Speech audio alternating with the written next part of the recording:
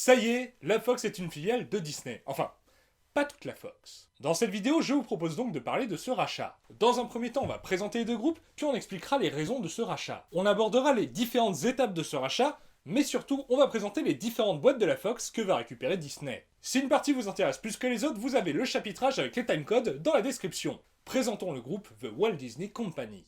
Il a été créé en 1926 par Walter Elias Disney et Roy O. Disney. On va passer très vite dessus parce que vous savez tous qu'à la base c'était une boîte d'animation qui faisait des films pour enfants, qui ensuite a commencé à faire des films en images réelles et qui désormais est un véritable empire avec des parcs d'attractions et des rachats de plein d'entreprises qui n'ont pas forcément grand chose à voir avec la marque Disney. En 1984, Disney a lancé le label de cinéma Touchstone Pictures qui produit des films un peu moins enfantins. 5 ans plus tard, ils ont lancé le label Hollywood Pictures qui produit des films encore plus adultes, pour certains des films d'horreur. De 1993 à 2010, Disney était également propriétaire du studio Miramax des frères Weinstein, qui par exemple a produit pas mal de films de Tarantino. En 1996, Disney a racheté le groupe ABC, l'une des plus grosses chaînes de télé américaines, qui possédait déjà plusieurs filiales. 10 ans plus tard, Disney a racheté le studio Pixar, avec qui il collaborait depuis les années 90. 3 ans plus tard, Disney a racheté Marvel, qui depuis a été divisé. La branche cinéma est depuis 2015 dans le groupe ciné de Disney, et le reste de Marvel a été regroupé et est une entité à part entière de la Walt Disney Company. En 2012, Disney a racheté Lucasfilm. La suite, vous la connaissez.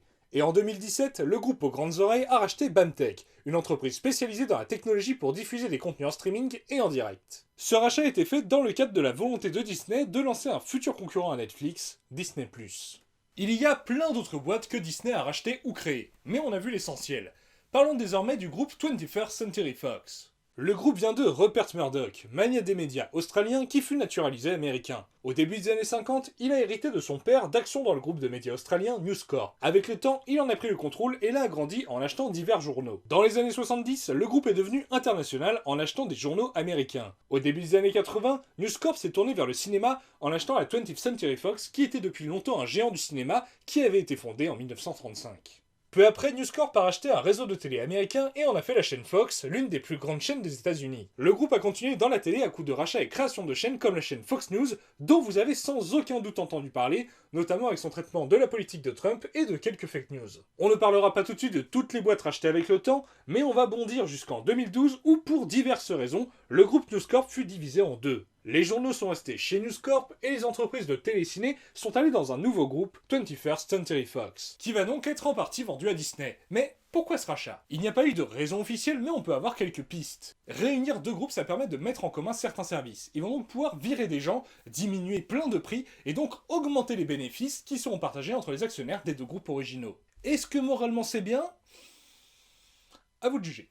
Mais surtout dans le cas de Disney et la Fox, ça permet de lutter contre les GAFA. Les GAFA, ce sont les géants de l'internet. Ils sont extrêmement puissants et ils ont de plus en plus envie de se lancer dans la production de contenu, et ils ont déjà de quoi avoir des supports pour les diffuser, dominer le marché de la SVOD, et à terme, pourquoi pas, dominer le cinéma. Autant dire qu'ils sont dangereux pour les majors hollywoodiennes et l'union fait la force. Ce n'est pas pour rien que plusieurs exécutifs de studios ont prédit que bientôt il n'y aura plus 6 gros groupes hollywoodiens, mais 3. C'est également pour ça que lorsque l'administration américaine a voulu empêcher AT&T de racheter Time Warner, les patrons de Time Warner ont dit que s'ils ne pouvaient pas être rachetés par ce géant des télécoms, ils devraient fermer et revendre les différentes branches du groupe. C'est également pour ça qu'il y a depuis de nombreuses années des rumeurs de vente de Sony Pictures. Les dernières rumeurs disent que Apple est très intéressé. Le rachat a été annoncé en décembre 2017 après plusieurs mois de négociations entre les grands patrons des deux groupes. La Fox a également eu des discussions avec Comcast, propriétaire de NBC Universal, qui a plusieurs fois surenchéri après l'annonce du rachat, mais à chaque fois, Disney a surenchéri. Comme Disney et la Fox sont extrêmement puissants dans plusieurs domaines en commun, il y a un risque de monopole. Il a donc fallu que le rachat soit validé par les autorités de plusieurs pays. Pour certains, comme la Chine et l'Inde, c'est passé sans problème. Pour d'autres, comme les États-Unis et l'Union Européenne, il y a eu des exigences que Disney devra suivre. On va le voir quand on détaillera les boîtes que va récupérer Disney. C'est en juillet que les actionnaires des deux groupes ont validé le rachat pour 70 milliards de dollars. La moitié sera distribuée aux actionnaires de la Fox en cash et l'autre en actions de Disney. Par exemple, la famille Murdoch va donc posséder un peu moins de 5% de Disney et feront donc partie des plus gros actionnaires du groupe aux grandes oreilles. Maintenant, je vous propose de voir les différentes boîtes récupérées par Disney. On se concentre d'abord sur la télévision et la SVOD, et ensuite on parlera cinéma. Chez Disney, il y a le groupe Disney Media Network, avec d'un côté ESPN, groupe de chaînes sportives qui appartient à 70% à Disney, et le Disney ABC Television Group, dirigé par Ben Sherwood. Ce groupe contient notamment 50% du groupe A&D. Il se trouve qu'après le rachat, Disney va récupérer plusieurs chaînes européennes, notamment, spoiler, les chaînes européennes de National Geographic. L'Union européenne, pour éviter que Disney soit trop gros dans ce domaine, a exigé que Disney revende ses parts dans les chaînes européennes de AMD.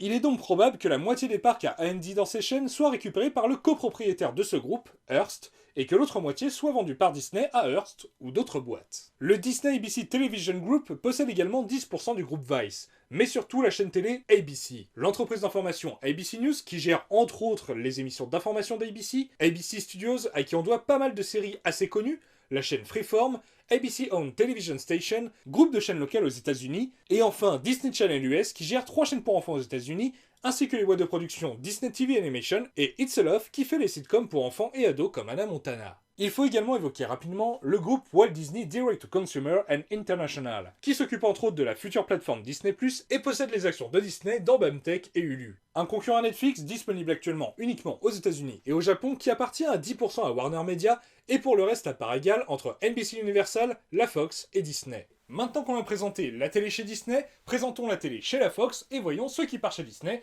et ce qui reste chez Fox. Il y a plusieurs groupes télé chez la Fox. Citons-les et voyons où ils vont aller. Il y a Star, l'un des plus gros groupes de télévision indiens, présent également dans d'autres pays asiatiques. Il était sous le contrôle de la filiale asiatique de 21st Century Fox et va être récupéré par Disney. Je suppose que ce groupe sera sous le contrôle de la filiale indienne ou asiatique de Disney. Il y a Fox News and Business qui gère entre autres la fameuse chaîne d'information et fait alternatif Fox News. Il y a également le Fox Television Station Group qui gère des chaînes locales aux États-Unis qui restent aussi chez Fox.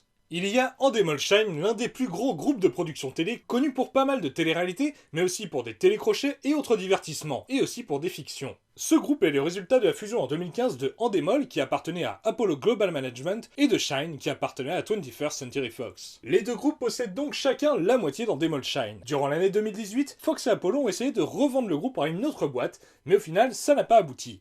La Fox va donc vendre ses 50% à Disney, mais on ne sait pas qui va s'en occuper chez Disney. Comme on l'a dit tout à l'heure, la Fox possède 30% de Hulu, qui vont aussi être rachetés par Disney. Disney va donc devenir l'actionnaire majoritaire de cette plateforme. Semble-t-il que Disney compte étendre Hulu à l'international et l'utiliser pour y mettre les films plus adultes de leur catalogue, tandis que les films plus familiaux seront sur Disney+.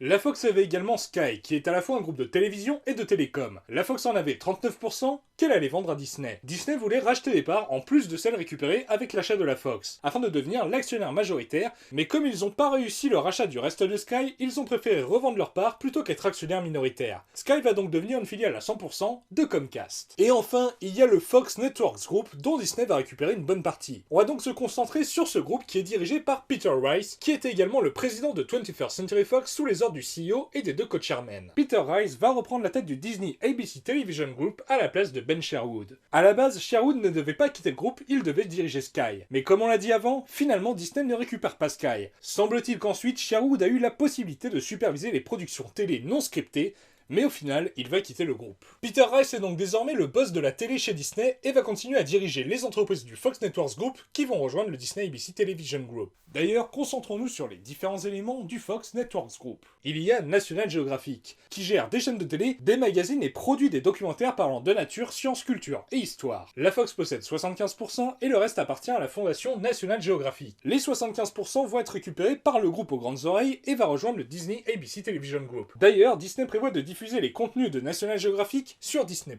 Il y a FX, la chaîne payante qui produit des séries originales plutôt adultes et qui gère également d'autres chaînes. FX va rejoindre le Disney ABC Television Group. Il y a Fox Sports, qui comme son nom l'indique gère des chaînes de sport et s'occupe des programmes sportifs d'autres chaînes du groupe. Cette boîte reste dans le groupe Fox, qui compte désormais s'orienter sur l'information et le sport sur des chaînes américaines. Disney devait par contre récupérer Fox Sports Networks, qui gère des chaînes sportives locales. Mais vu que Disney a déjà le groupe ESPN, l'autorité de la concurrence américaine a exigé que Disney revende Fox Sports Networks après le rachat. Et semble-t-il que la Fox est partante pour la récupérer. Et enfin, il y a le Fox Television Group. Ce groupe est dirigé par Gary Newman et Dana Walden. Il contient la chaîne généraliste Fox, qui reste chez la Fox. Il faut dire que vu que Fox et ABC font partie des plus grosses chaînes américaines, il aurait été peu probable que l'autorité de la concurrence américaine laisse faire. Et il y a aussi le studio 20th Century Fox Television, qui produit de nombreuses séries télé, ainsi que Fox 21, qui a tendance à produire des contenus moins chers et plus audacieux. Enfin, en tout cas, c'est le terme que eux utilisent. Plutôt pour des chaînes câblées. Ces deux studios rejoignent le Disney ABC Television Group. Et le Fox Television Group gère aussi la branche produits dérivés et licensing de la 21st Century Fox. J'ai pas l'impression que Disney va le récupérer, mais vu que la quasi-totalité des licences de la Fox appartiennent à des entreprises que va récupérer Disney, pas sûr que cette boîte sera encore très utile. Enfin, alors que Gary Newman va rester chez la Fox pour s'occuper de la chaîne Fox, Dana Walden va suivre Peter Rice et les chefs des entreprises rachetées par Disney. Elle supervisera désormais les studios ABC Studios, 20th Century Fox Television et Fox 21, les chaînes ABC et Freeform et le ABC Owned TV Stations Group. Donc pour la télé, je pense qu'on peut se poser une question.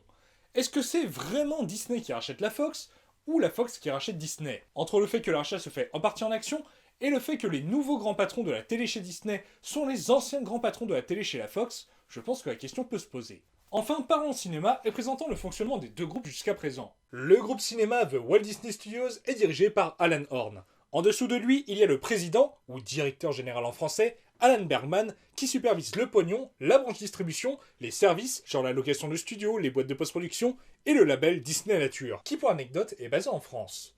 Il y a Pixar et Disney Animation qui depuis 10 ans étaient présidés par le docteur Ed Catmull, co-créateur de Pixar, avec le directeur artistique John Lasseter, le premier réalisateur de Pixar. Lasseter va quitter ses fonctions à cause de mauvais comportements avec des collaboratrices, et le docteur Catmull devrait, selon le Hollywood Reporter, également quitter ses fonctions dans l'année pour partir à la retraite à 73 ans. Ils seront remplacés pour chaque studio par l'ancien General Manager en président et l'un des réalisateurs principaux en directeur artistique. Il y a Sean Bailey qui est responsable de la création des films Disney live action et du label Touchstone Pictures, même si ce label n'a pas produit de films depuis très longtemps. Depuis qu'il est à ce poste, je pense que la seule chose qu'il ait fait pour ce label, c'est donner l'autorisation à Universal d'utiliser le héros d'Incassable dans Split, et il a peut-être été impliqué sur Glass qui est coproduit par le groupe Disney. Sous Alan Horn, il y a également Kevin Feige de Marvel Studios et Kathleen Kennedy de Lucasfilm. Walt Disney Studios est aussi la maison mère du Disney Music Group et du Disney Theatrical Group. Mais ça, c'est pas du cinéma, donc OSEF. On passe à l'organisation qu'avait la Fox jusqu'au rachat. Stacy Snyder, rien à voir avec Zack, était la chairwoman et CEO de 20th Century Fox Film. On va pas parler des équipes de distribution et autres qu'elle avait sous elle, et on va se concentrer sur la partie production. Il y a d'abord Emma Watts, la responsable de la production de 20th Century Fox, et qui donc gère la quasi-totalité des films, souvent sur ce logo. Elle est également la supérieure de Vanessa Morrison qui dirige Fox Family, qui fait des films orientés vers la famille, d'où le nom. Et il y a Andrea Miloro et Robert Baird qui dirigent Fox Animation, et donc supervisent entre autres les studios Blue Sky. Morrison, Miloro et Baird répondent à la fois à Watts et Snyder. Sous Snyder, il y a également Elizabeth Gabler, la patronne de Fox 2000, qui utilise aussi le logo de 20th Century Fox, et dont j'ai pas vraiment compris la différence avec le reste de la Fox. Et il y a également Nancy Utley et Stephen Gilula, les patrons de Fox Searchlight, boîte qui fait des films d'auteur à petit budget, qui ramassent pas mal de prix. Disney rachète l'entièreté de 20th Century Fox Film, à l'exception de l'immobilier. Pour la partie distribution, rien n'a été dit officiellement, mais il paraît clair que c'est Disney qui va s'en occuper et que la branche distribution de la Fox va fermer. Pour la production, Stacy Snyder va quitter son poste. Elle a été courtisée par Amazon Studios, mais je ne sais pas où elle ira au final. Pour la production, visiblement, Disney a décidé de fermer Fox 2000 une fois que les films actuellement en cours seront bouclés. En attendant, Elizabeth Gabler continuera, comme les autres patrons de studio de la Fox, à bosser. Mais désormais, au lieu de se reporter à Snyder, ils se reporteront à Horn. Donc pour la production chez 20th Century Fox et Fox Searchlight, il n'y a visiblement pas de changement. Peut-être que la quantité de films baissera pour éviter l'autoconcurrence, mais on ne peut rien affirmer. Pour les adaptations de Marvel, on sait que le contrôle de ces films va passer de 20th Century Fox, donc Emma Watts, à Marvel Studios, donc Kevin Feige. Mais quels seront leurs avenirs, c'est dur à dire. Je suppose que tout sera rebooté, sauf Deadpool qui soit restera à part, soit sera intégré discrètement au MCU, on verra bien. Mais notons par contre que les 4 Fantastiques appartiennent à la fois à la Fox et à Constantine Film. Et on ne sait pas exactement comment fonctionne le deal entre la Fox et Constantine. Donc peut-être que Marvel ne récupérera pas les droits et devront peut-être renégocier avec Constantine. C'est tout ce que j'avais à vous dire sur ce rachat. Il est possible qu'il y ait des petites modifications entre ce que je vous ai dit et la réalité, mais c'est les nouvelles les plus fraîches et officielles que j'ai pu trouver. J'espère que cette vidéo vous a plu, si tel est le cas n'hésitez pas à la liker, à la commenter, à la partager, à vous abonner et à cliquer sur la petite cloche. C'est très important pour faire avancer la chaîne. On se retrouve bientôt dans un nouvel épisode de l'histoire du Marvel Cinematic Universe, la série où je parle des coulisses de l'univers cinématographique Marvel. J'espère sortir cet épisode consacré à Captain America 1 d'ici 1 ou 2 mois, mais bon, vous me connaissez, je peux rien garantir. À tantôt.